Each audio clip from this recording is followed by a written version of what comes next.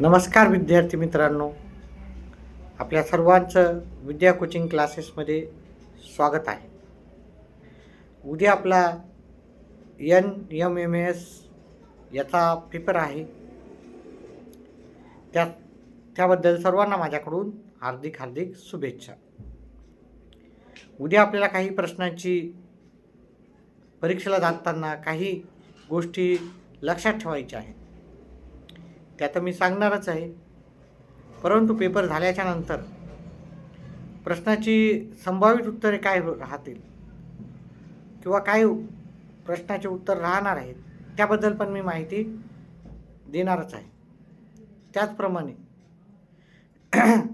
परीक्षा झाल्यानंतर या परीक्षेचा कट ऑफ कॅटेगरी वाईज काय राहणार आहे, त्यानंतर परीक्षेचा निकाल याबद्दल पण माहिती सांगणार आहे. त्याच्यामुळं आपल्या चॅनलला सबस्क्राईब करा, व्हिडिओ जास्तीत जास्त आपल्या मित्रांपर्यंत शेअर करा. उद्याच्या पेपरमध्ये आपल्याला ह्या गोष्टी तर माहिती आहे सर्वांना, तरी पण काही गोष्टी जसं की माहिती नसतात, त्यामुळेच मी तुम्हाला माहिती देण्यासाठी आलेला आहे.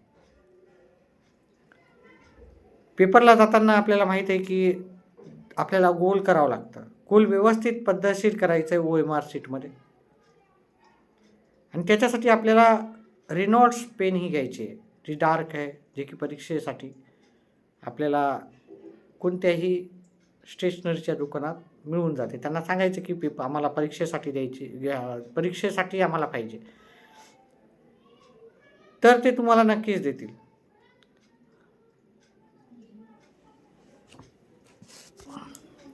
परीक्षेला जाताना परीक्षेच्या टाईमच्या आधी तुम्हाला जवळजवळ अर्धा-पाऊण तास आधी पोहोचायचं आहे. परीक्षा सेंटरमध्ये गेल्यावर लगेच आपल्याला काय करायचं नाही की नाव नंबर टाकायला सुरुवात नाही करायची. व्यवस्थित इन्स्ट्रक्शन वाचून घ्यायचे आहेत. आपल्याला जे पण सर येतील गायडिंगला त्यांचं पूर्ण ऐकायचं आहे, कारण तुम्हाला नाव नंबर टाकण्यासाठी अर्धा तास दिला जातो. कोणत्याही प्रकारची गडबड न करता व्यवस्थितपणे नाव नंबर व्यवस्थित आपल्याला सगळं टाकायचं आहे. त्यानंतर प्रश्नाला सुरुवात करायची आहे.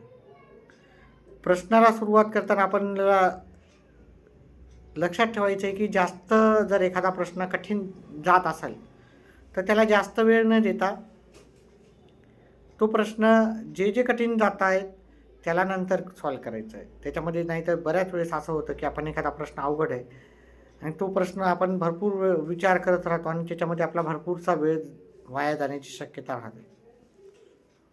नंतर शेवटी आपल्याला टाईमची काय होऊ शकते, कमतरता भासू शकते.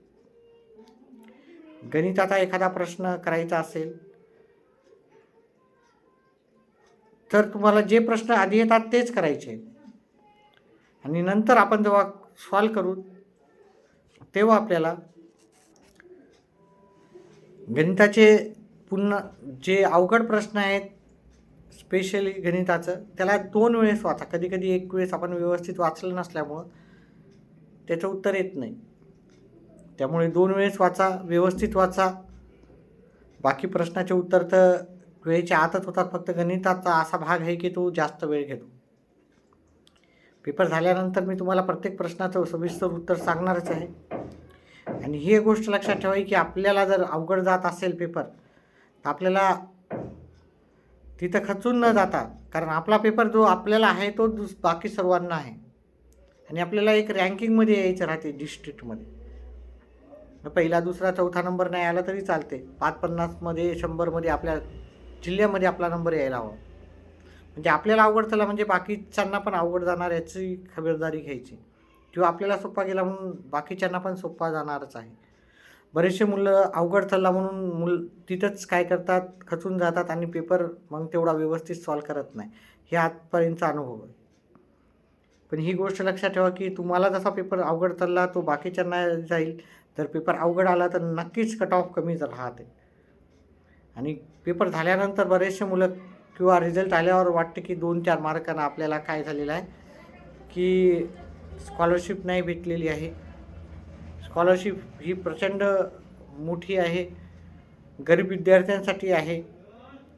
आपल्याला लक्षात ठेवायचं आहे की आपल्याला ही स्कॉलरशिप घ्यायचीच आहे.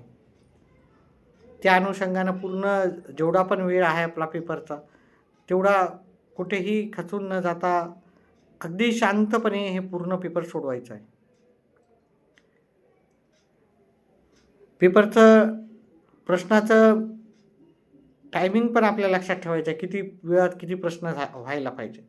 असं होऊ नये की आपण खूपच स्लो प्रश्न करतो आहे. तर प्रत्येक तासामध्ये, अर्ध्या तासामध्ये आपण पाहायचे की आपले किती प्रश्न सोडवायला हवे होते आणि किती प्रश्न सोडवले. त्याचं जर एकंदरीत नियोजन चांगलं असेल तर तुम्हाला नक्कीच परीक्षेमध्ये टाईम कमी पडला याची तुम्हाला जाणीव होणार नाही. परीक्षेचा पेपर सॉल्व करताना तुम्हाला पेपरवर कुठेही खाडाखोड करायची नाही आहे.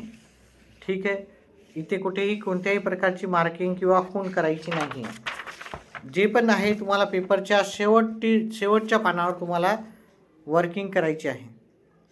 कोणत्याही प्रकारची छोटीशी पण मार्किंग आपल्याला म्हणजे एक रेष पण ओढायची नाही तिथे.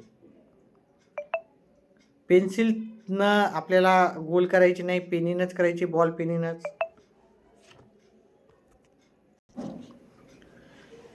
आणि अजून एक महत्त्वाची गोष्ट लक्षात ठेवायची आहे. जर एखादा प्रश्न पेपरमध्ये चुकीचा आला असा आपल्याला समज असेल, माहिती आपल्याला वाटत असेल, तर त्याबद्दल कोणत्याही प्रकारची तक्रार करण्याचा प्रयत्न करू नका विद्यार्थी मित्रांनो. कारण ह्यामध्ये भरपूर जणांचा मी पाहिलेल्या हुशार मुलांचा ती तक्रार करतात, मग ते एक्झामिनरला सांगतात किंवा याच्यात वाद घालण्याचा प्रयत्न करतात. आणि त्याच्यामध्ये काय होणार आहे, तुमचा वेळ वाया जाणार आहे.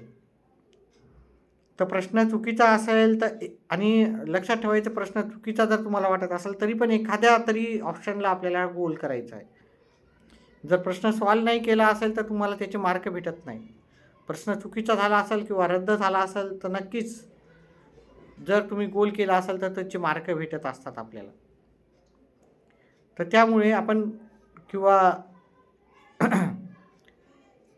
ह्याबद्दल कडेही तक्रार केल्यानं काय होणार आहे, आपला वेळ वाया जाणार आहे. 5 मिनिट म्हणा, 10 मिनिट म्हणा, 15 मिनिट म्हणा, 20 मिनिट म्हणा, आणि हा अतिशय मौल्यवान असा वेळ तुम्हाला वाढवून देण्यात येणार नाही आहे. ही गोष्ट लक्षात ठेवा. म्हणून जास्त वादविवाद न घालता जो प्रश्न चुकीचा आहे त्याचे मार्क 100% गॅरंटेड आपल्याला मिळणार आहेत. किंवा प्रश्न बाद झाल्यामुळे कट ऑफ तरी कमी राहणार आहे. किंवा जो प्रश्न तुम्हाला आहे तो सगळ्यांना आहे, त्याच्यामुळे याचं टेन्शन घ्यायचं नाही आहे. आणि प्रश्न चुकीचा वाटला तर मी तुम्हाला सांगितलं की त्याच्यावर उत्तर न लिहिणं, त्याला गोल न करणं हे पर्याय नाही आहे. पर्याय म्हणजे तुम्हाला एकाला तरी गोल करावंच लागणार आहे. ठीक आहे, कोणताही प्रश्न आपल्याला तिथं रिकामा ठेवायचा नाही. सर्व प्रश्नाची उत्तरं द्यायचीच आहे आणि वादविवाद घालायचा नाही आहे.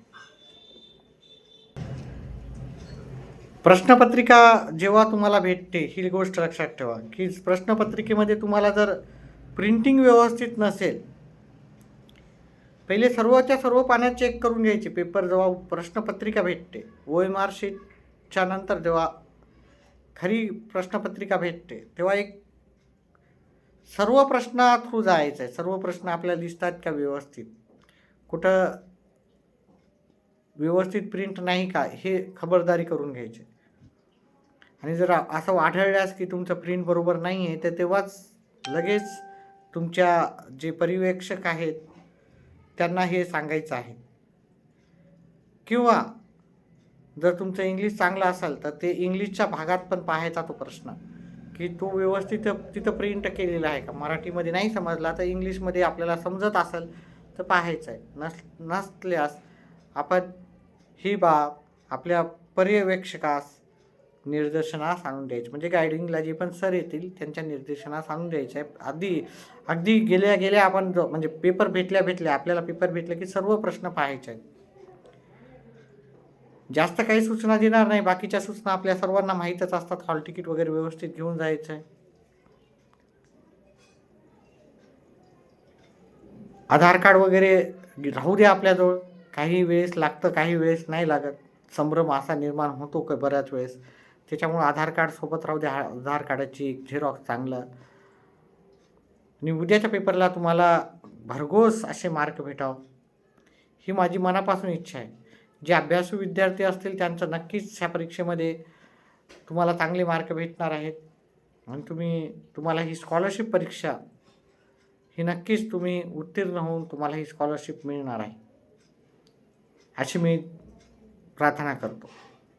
परीक्षा झाल्यानंतर जसं सांगितलं मी की मी याची उत्तरसूची, संभावित उत्तरसूची देण्याचं काम तर करणारच आहे. पण गणिताचं प्रत्येक प्रश्नाचं उत्तर स्पष्टीकरणासहित मी तुम्हाला तुमच्यापर्यंत पोहोचवण्याचं काम करणार आहे. त्याचप्रमाणे जसं सांगितल्याप्रमाणे मी तुम्हाला उत्तरपत्रिका झाल्यानंतर त्यानंतर नेक्स्ट राहते की तुमची याचा निकाल कधी येतो आणि याची कट ऑफ काय राहते, ह्या 2 गोष्टीची उत्सुकता राहते. आता त्या कट ऑफ काय राहणार ते आपण पेपर झाल्याच्या नंतर सांगू शकतो. कारण पेपर किती सोपा होता, किती अवघड होता त्यानुसारच आपल्याला कळून येते की बाबा याची कट ऑफ काय राहू शकते. त्याच्यामुळं कट ऑफ ही पेपरच्या नंतर मी तुम्हाला नक्कीच सांगणार आहे. त्यासाठी आपल्या व्हिडिओला लाईक करा, चॅनलला सबस्क्राईब करा. व्हिडिओ आवडल्यास व्हिडिओला हाईप हे ऑप्शन येते, त्याला प्रेस करा. व्हिडिओ जास्तीत जास्त आपल्या मित्रमंडळीपर्यंत शेअर करा.